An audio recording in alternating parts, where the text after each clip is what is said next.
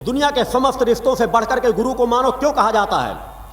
क्योंकि दृश्य से अदृश्य की ओर ले जाने में केवल एक गुरु का रिश्ता ही सहायक हो सकता है और कोई दुनिया को कोई रिश्ता आपकी सहायता नहीं कर सकता।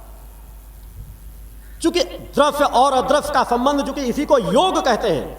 क्योंकि जो मैं कल संचिप्सा योग के क्षेत्र में चिंतन दे रहा था कि आत्मा और परम सत्ता का संबंध जो स्थापित कर ले, सच्चा योगी वही है।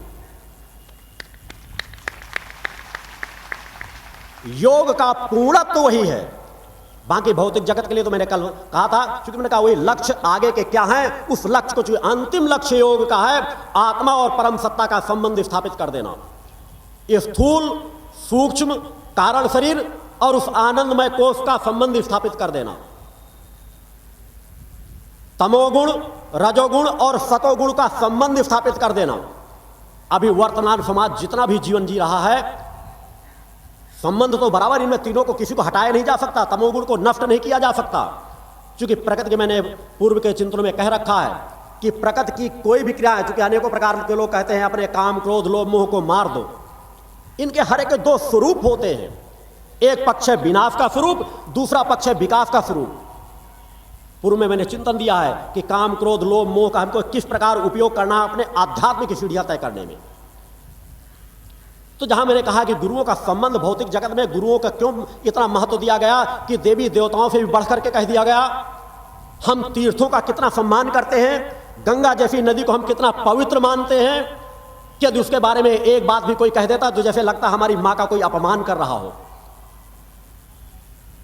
क्योंकि गंगा एक चैतन्य पवित्र नदी है, ये मैंने ही वेद पुराण कह रहे हैं। क्योंकि हमारे हिंदू धर्म में इन सब चीजों को प्रामाणिकता से ऋषियों मुनियों ने प्रमाणित भी किया है। जब गंगा जैसी पवित्र नदी का हम इतना मान सम्मान करते हैं और वही कह दिया जाता है कि चेतनावान धर्मगुरु के चरणों के नख में समस्त तीर्थों का वास होता है। बोलो सत्य भगवान की जय। तो जरा विचार करो कि हमारे समाज का धर्मगुरु कैसा होना चाहिए। जो मेरी वेदना होती है, जो कल मेरी तड़प थी, मैं अपने लिए नहीं, उन पवित्र नदियों के सम्मान के लिए मेरी जो चेतना है तड़पती है और कहने के लिए बाध्य हो जाता हूं। क्योंकि निश्चित जो जिस चेतनावान गुरु ने अपनी पूर्ण सातों चक्रों की कुंडली चेतना को जागृत कर लिया है, सतोगुण से अपना संबंध स्थापित कर लिया, कह देने मात्र से नहीं होता। उस सुषुम्ना नाड़ी को जिसने पूरी तरह से शोधन कर लिया है, उसी चेतनावान गुरु के चरणों के नख पे समस्त तीर्थों का वास होता है। इन तथ्यों की गहराई में बुद्धिजीवी वर्ग का समाज सोचता नहीं। इसीलिए मेरे मैं के अहंकार को कई बार अहंकार की बात कर देता है। मगर मैं कह रहा हूं कि यदि मां ने मुझे कुछ चेतना दी है तो क्या मैं उन मान सम्मान की रक्षा करूं या ना करूं। पंच ज्योति शक्ति तीर्थ सिद्धाश्रम से प्रकाशित धर्माध्यात्म के गूढ़ रहस्यों से भरपूर सिद्धाश्रम पत्रिका, जो आपको आध्यात्मिक आडंबरों से दूर रखते हुए पूर्णत्व प्रदान करने में पूर्ण सक्षम है, जिसे आप सदस्य बनकर अवश्य प्राप्त करें।